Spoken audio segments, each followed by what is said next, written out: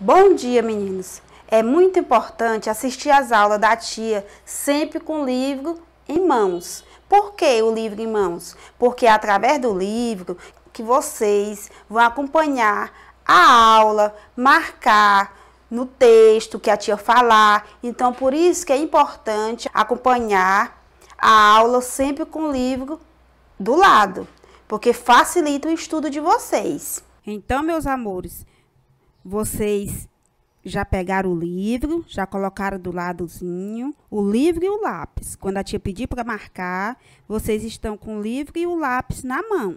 Na aula passada, a gente assistimos a videoaula que a região centro-oeste tem 3 estados e a nossa capital. Então, vocês lembram que nós vimos que tem Mato Grosso do Sul, Goiás e o Distrito Federal, que é a nossa capital. Você pega o seu lápis e você vai marcar na página 80. Essa região é a única que faz limite com todos os demais estados. Você marque aí no seu livro. A região centro-oeste é dividida em 4 unidades federativas. Por que, tia, 4 unidades federativas? Porque tem os 3 estados e mais o Distrito Federal. Por isso que nós falamos que é 4 unidades federativas. Mato Grosso do Sul, Goiás e o Distrito Federal, onde fica Brasília, a capital do país. Com a área, aproximadamente, esse valor aqui, ó, tá observando? A região centro-oeste é um grande território, sendo a segunda maior região do Brasil em superfície territorial.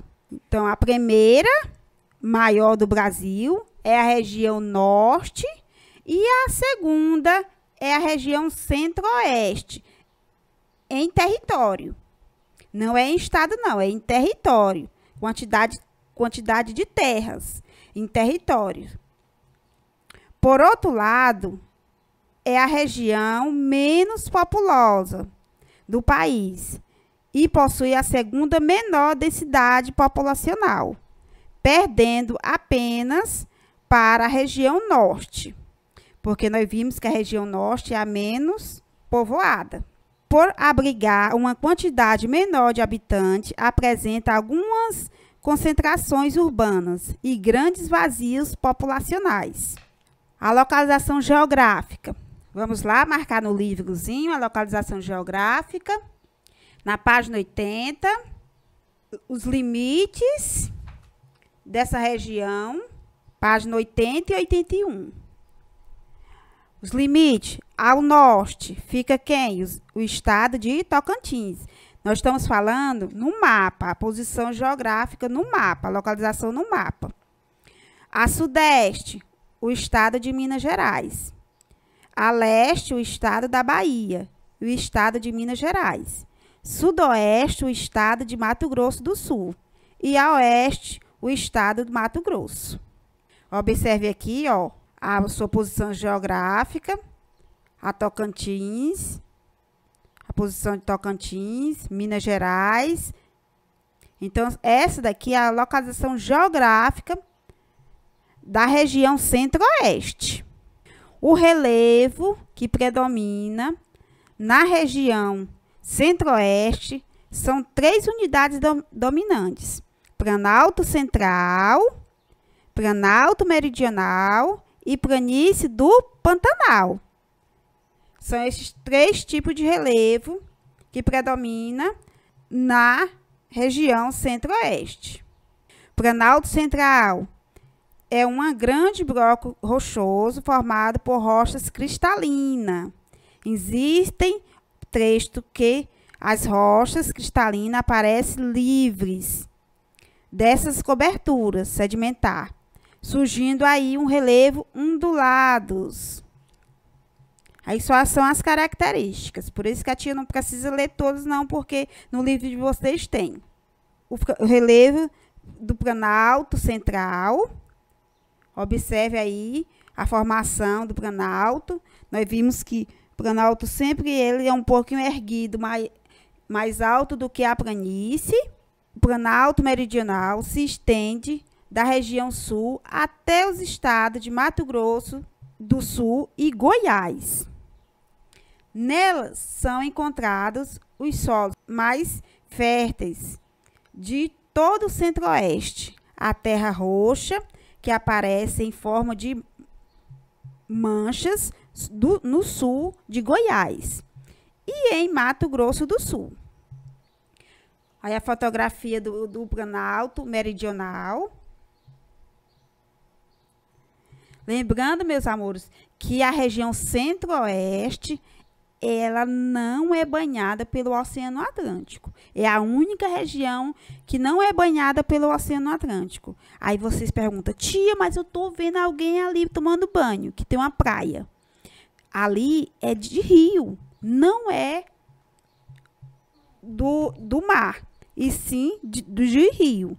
Então, a região que não é banhada pelo Oceano Atlântico é a região centro-oeste. Não tem litoral. A planície do Pantanal. O Pantanal é uma planície inudável, de formação recente. O relevo da planície em duas feições principais, cordilheiras e baias ou lagos. A planície do Pantanal. A formação do Pantanal aí eu mostro na fotografia para vocês. A vegetação da região centro-oeste. Que tipo de vegetação nós encontramos na região centro-oeste? Vamos ver? É o cerrado. Nós encontramos no centro-oeste o cerrado. No centro-oeste existem as formações vegetais, bastante diferentes uma das outras. Ao norte e ao oeste aparece a floresta amazônica, principalmente impermetrável, composto por uma vegetação densa e exuberante, aquela vegetação fechada, composto por uma vegetação densa e exuberante. A maior parte da região, entretanto, é ocupada pelo cerrado, que é a vegetação predominante da região centro-oeste, é o cerrado. Não é uniforme, onde há mais árvores que arbustos. Ela é conhecida como cerradão. E no cerrado, propriamente dito, há menos arbustos e árvores, entre os quais se espalha uma formação contínua de gramíneas. Na vegetação do Mato Grosso, nós encontramos a vegetação no estado do Mato Grosso, existe uma verdadeira ilha de campos limpos, conhecido pelo nome de Campos de Vacaria, que lembram vagamente ao Pampa Gaúcho. A região do Pantanal sempre é alagável quando nas cheias de verão. A hidrografia, meu amor. A hidrografia, como é composta a hidrografia? A hidrografia é os rios, as bacias hidrográficas, os rios, que nós falamos da hidrografia, tá se referindo à água. Vamos lá. Temos a bacia amazônica, em Mato Grosso, para onde se deslocam os rios colassais, como o Xingu, e os rios que formam os principais afluentes do rio Amazonas, como o Jurema e Teles Pires, que formam o rio Tapajós. Olha a formação dos rios Xingu e o rio de Teles Pires. Nós temos a bacia de Tocantins, Araguaia, que é a bacia que ocupa o norte e o ponto mais oeste do Goiás. E o extremo leste de Mato Grosso. Nós temos a bacia Pratina, subdividida em suas bacias hidrográficas, a bacia do rio Paraná e a bacia do rio Paraguai, no restante da região. A bacia do rio Paraná, também fica um pouco na região centro-oeste, divisa com o estado de Minas Gerais, São Paulo e Paraná. O centro-oeste é banhado pelo rio Paraná e por um de seus formadores, o rio Paranaíba, no extremo sul de Goiás. A porção sudeste da região é drenada por afluentes menos tensos da margem direita do rio Paraná. No rio Paraná, nós também encontramos a usina muito importante para o Brasil, que é a usina hidrelétrica, a usina de Itaipu, na bacia do Paraná, no rio Paraná. A bacia do rio Paraguaia, maior bacia hidrográfica em extensão da região centro-oeste, e é a bacia do rio Paraguaia. A bacia do rio Paraguaia ocupa uma imensa baixada que forma planície paraguaia, na qual a parte alagada é composta pelo Pantanal Mato Grossense. Nós estamos vendo o clima. Olha o clima predominante da região centro-oeste. Qual é? O clima tropical. Observe aqui, ó. Observe, ó, o clima tropical, que ela abrange todos esses estados aqui, ó. Mato Grosso do Sul e Goiás. O clima da região centro-oeste do Brasil é tropical, quente e chuvoso, sempre presente nos estados de Mato Grosso do Sul e Goiás.